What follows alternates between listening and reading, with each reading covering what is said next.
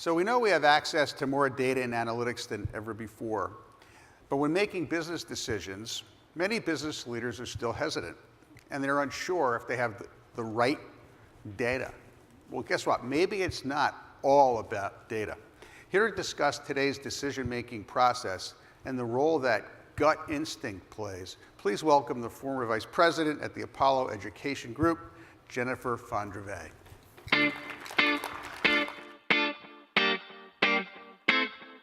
Ready, aim, and fire your gun. Nothing can cool me down. Why no Venus? Greetings, Masters of B2B Marketing. So thrilled to see so many of you still here. I wasn't expecting that. That's great. I am going to ask a favor of you, because I've only got 15 minutes for us to talk about this topic. And so I'm going to ask you, this is going to be tough because Matt Pressure told us we have 3 hours that we're on our devices every day, but I'm going to ask you to put down the device, close the laptops, and have that piece of paper and pen that was graciously put out on your tables in front of you, because we're going to do an exercise. Don't worry, this is not going to be the group thing. You're not going to have to talk to your partner, but I do want us to have this be an interactive discussion. And the way I look at this is, because I know it's hard to put down your mobile phone, I'm only talking for 15 minutes about this. So if I waste your time for 15 minutes and you get no other value out of this presentation, it's really only been 15 minutes of your life that's been wasted, right? So hang in there, because I do think this will be of value. I'm a little worried about the build-up and expectation that may have come with my title. The Digital CMO Imperative sounds so important. And your program, unfortunately, doesn't have my subtitle, which is really what my presentation is all about, right? Which is cultivating the human point of view in an era of data-driven decision-making. I mean, truth be told, I actually put digital in there because I figured it would come up better in keyword search outcomes. Because it's really not just the digital CMO imperative, and it's not really just the CMO's imperative. It's all of our imperatives to cultivate a human point of view, to really start tapping our gut instinct more, and to think about what our intuition tells us when we're making decisions. And I really got religion around this last summer when I was on vacation. Or I should say, thanks to Mark Bonchek, our Chief Epiphany Officer, I had an epiphany last summer. And I'll go into what that epiphany was in a minute. But the result of that epiphany was I realized that for too many big decisions, I wasn't trusting my gut.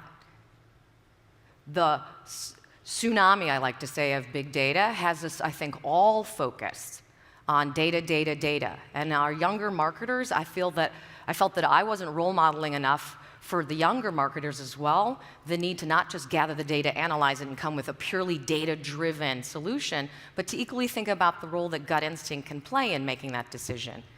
And I actually did some research. I become obsessive when I have a problem. So I pulled my fellow CMO colleagues, and I talked to them as well. I even did a survey monkey. So not as highfalutin as Gyro's research, but I did my own survey. And what came out was, it wasn't just me. My fellow colleagues equally felt that they were not trusting their gut for big decisions. They recognized the value of gut instinct, but they weren't using it at the time that a big decision was in front of them. And they also confessed that they probably weren't role modeling it well for their teams or helping to cultivate a human point of view. And even if you were to refute everything that I said, and you really don't care about my friends and what they thought about it too, someone a lot smarter than me said it many years ago, Einstein.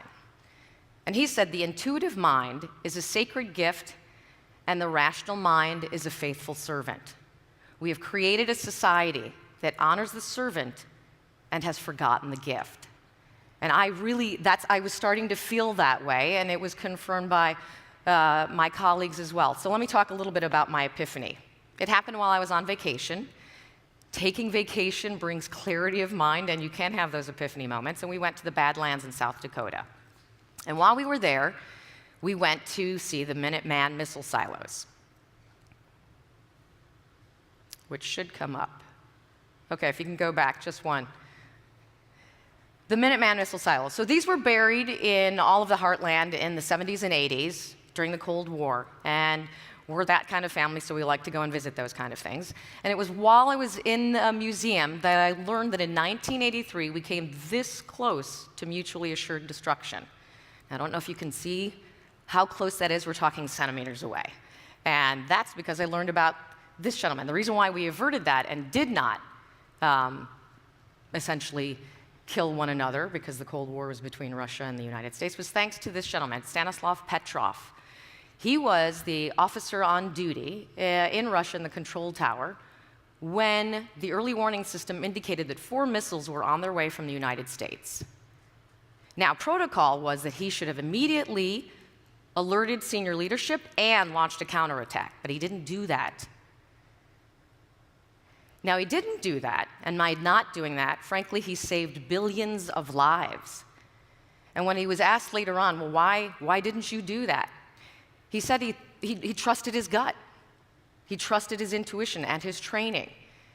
And he indicated that he thought it was unfathomable that the United States would launch just 4 missiles into Russia if they were really going to attack. That all of his training and experience told him that that would be sure annihilation for them, and that it had to be a false alarm, and frankly it was. Thanks to this man, we're still here. I'm still able to talk to you about this. And I thought to myself at that point, that was my epiphany, if this man made probably the biggest decision of his life based on intuition, why wasn't I doing that? And it also helped me realize, because he emphasized it was his training and experience, years of understanding and studying the United States, that helped him draw that conclusion, even though he had no other data to support him, an early warning system telling him that missiles were on their way. So I thought, clearly it's now put me on a mission to promote the importance of trusting your gut. Now, why do I think we don't trust it enough? I keep blaming data, right? And I don't want this to come across as I don't believe in data. I think actually I embrace data. It's hugely important. It's made us exponentially smarter in the decisions that we make. What I worry about, the seduction of big data, is the expectation that comes with big data. And I fell prey to it too, so I'm outing myself here. Because the expectation of big data is that every decision that we make or recommendation that we provide is based on a thorough analysis of every possible piece of data that we can get our hands on. That's the expectation. But with that expectation comes a massively complex decision-making tree, right? It's so hard to get through the amount of data, the possible solutions and choices that we have. I'm going to give an example, and I suspect I'm probably not the only one who's had this experience. You're in a senior leadership meeting, you are presenting your recommendation, and you think you've done the most thorough analysis that you possibly could. And you have someone at the end of the table that says, "Thank you, Jennifer, that's an excellent recommendation. But did you think of X? Did you consider X?" And Bob says, "Yes, Jennifer, that's true, we should consider X." And you think to yourself, "Dear God, I've considered A, B, C, and D. Can we just make a decision? Can we not move forward?"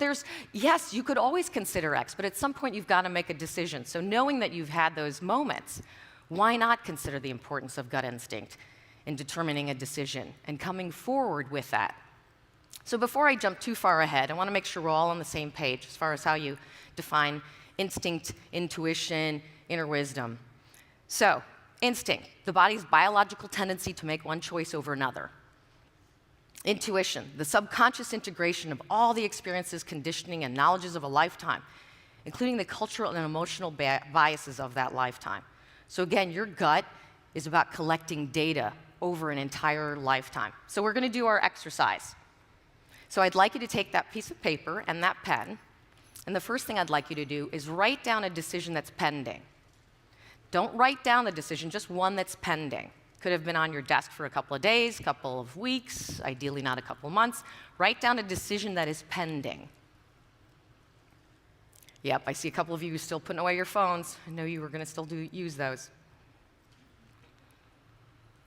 Okay, now the second thing I'd like you to do is write down why you haven't made the decision.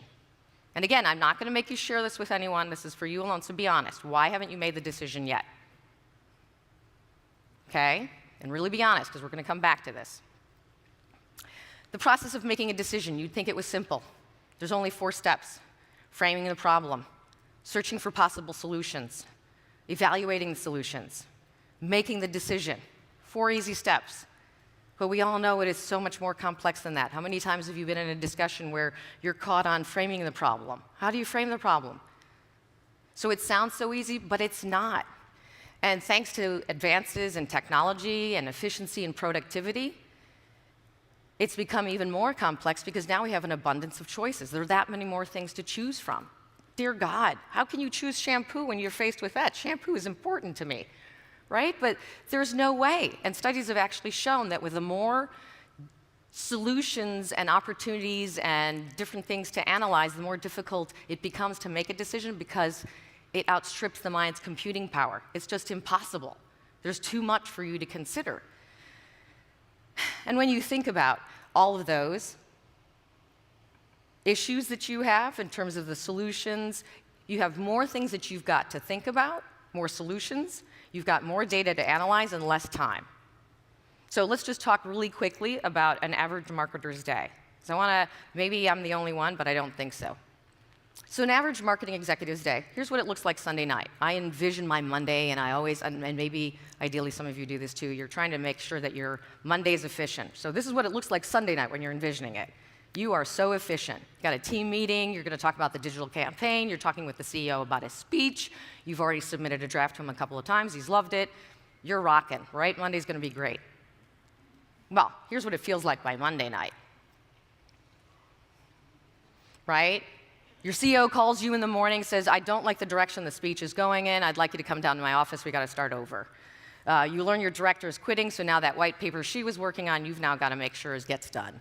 You attend the leadership meeting, and the webinar registration numbers are called into question. It's just impossible. Our time, there's so less of it. So I look at that. I look at how many more solutions we have to analyze, and I look at how many more pieces of data we have to consider, and the less time we have, and I say, why not? Why not trust your gut more? Why not tap into probably the most powerful data processor that you own? It's been collecting data since you were born. So what I'd like to do is share with you my tips based on not only just my own experience over the last year, but in talking to others, to share how I think you can cultivate gut instinct for yourself, but more importantly for your teams. That's what I really worry about probably the most, is demonstrating for our teams. The first is make mental space. It's true. When people say they get their best ideas in the shower, there's a reason. There's no distraction. When they go on walks, same thing. Look at what it did for Steve Jobs. Make mental space. Next, listen to the first answer. When you were little and taking a test and you weren't sure what answer to go with, your teacher always said, go with your first answer. So I'm not saying go with your first answer, but I'm saying listen to that first answer. That first answer has come from your gut. Next, drop out of your head. Your head is so important, your brain is so important, but it eclipses sometimes your ability to listen to your heart and to your gut. You can't listen and hear what your gut has to tell you if you're stuck in your head. You've got to drop out. Now, one of the things that I hear a lot about gut is that there's bias, the potential for you to just go with your gut and then only look for data that will support that, which is true. So what I would say is create a panel of trusted advisors, people who will make you look at your decision from all points of view to make sure you're thinking of it thoroughly. It still gives you confidence in your gut, but it makes sure you're being honest with yourself. Chronicle decisions when gut factored in. I cannot highlight this enough. It starts to train your brain to actually believe in gut instinct. And when you've made a decision and it was a good decision based on gut, it rewards your brain. That starts to become a habit. It becomes a pattern. Now, for our teams, how can we help our teams cultivate their gut instinct? Accept failure. Truly accept failure. So I know we've all read the articles where entrepreneurs say that they learned from failure, and it was thanks to that failure that they came up with their next company and made $1 gazillion. I don't know about you, but my experience has been when there's a failure in the company, everyone's looking for who to blame. So my comment is, if you accept failure truly, and spend time analyzing it and learning from it, that's an opportunity, again, for your gut to learn from that experience and to take into account why that failure occurred. All of this is adding and collecting data for your own personal microprocessor. I also like to say, conduct a pre-mortem, and this isn't my idea. I got this from a scientist. The pre-mortem, actually, I'm sure we all do great post-mortems, but the pre-mortem is in advance, looking at all the possible scenarios of what could go wrong, and making sure that your team is there and collectively talking about what could go wrong. That helps each and every one of them understand what could go wrong, and again, you're all adding to your collective knowledge. Be a role model. you've got to demonstrate that you trust your gut and that you've made decisions on it. And as part of that, show your work. Walk your teams through when you've made a decision, why you made the decision based on gut instinct, and how it helped you. And then lastly, encourage learning at work. That's absolutely important. Learning on the job, learning at conferences like this, again, it's all to collect data for your gut instinct to make it smarter. So I always like to start with Einstein and end with Freud. Now that I've done that, I'm going to ask you to take back out that piece of paper. We're coming to a close. Make mental space and drop out of your head. And now I'm going to ask you to write down the decision. Right now, the decision that's been pending, write down what your answer is to that decision.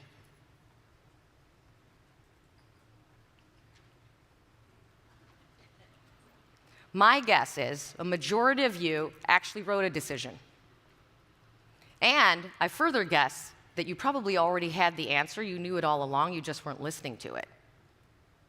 So that's the power of your gut instinct. And if my hope is that at least coming out of this, that you trust it more, you start to build more learning into it and believe that trusting your gut can actually help you make some powerful decisions. So I want to end on that note.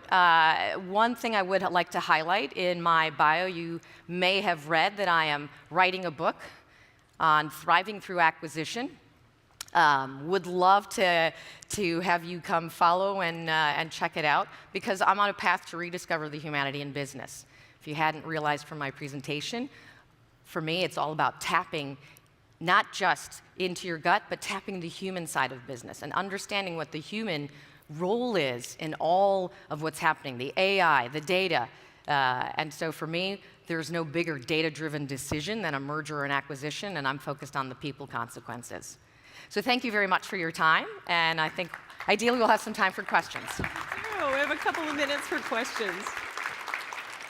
You know, this was fabulous, Jennifer, and I think this is such a huge part of what we have to deal with Monday when we go back to work, with actually making the change happen. Because it's great we're here and this is all a safe space with everybody who's just like us and we're dealing with this, but when we go back to the real world, with real work and real people and real bosses and real peers and real resistance to change, that's when we really have to look at what is it that we take back with us.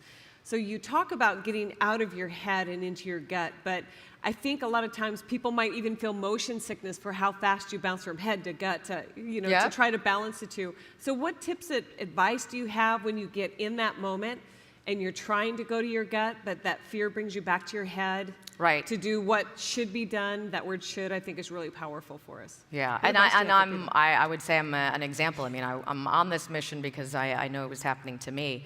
And I found that you have to get out of the office. And somebody says, if anyone says the decision has to be made right now, you're going to make a wrong decision. You have to be able to make that mental space to be able to see the picture clearly. And I know that sounds easy. All I can say is I've done that more myself, and it's had a huge impact on my ability to make sharper decisions. Because distractions, no one's going to make mental space for you. Mm-hmm. If anything, they're going to take up as much of your time as they possibly can. So it's your responsibility to make that time and that mental space. Excellent. So we do have some questions. First one, do you need customer focus groups and surveys to evaluate creative? Trust our own guts as brand ambassadors, or trust the customer? So it's funny. So I used to work in advertising, and I feel fortunate because when I worked in advertising, I started in the 90s. You still had art directors who drew, and I remember on more than one occasion them coming back and saying, "Yeah, but kid, what does your gut tell you?" Right? Because it was so much about starting to become about the data. So for me, I do think that absolutely surveys, monitoring and looking about consumer interest when you're looking at a campaign you want to launch. But I believe there, too, you have such a breadth of experience that you've gained that can help you analyze whether or not the campaign's going to go right or not. I mean, that's what you're there for. That's what you've been hired to do and help your clients with. So absolutely, again, I think data is important. I think it was yesterday Michael talked about data at the back end to support. And for me, that's absolutely imperative. Because we can always find data to support whatever it is we want to prove, right? Great. Thank you so much. I appreciate it. Thank you. Okay.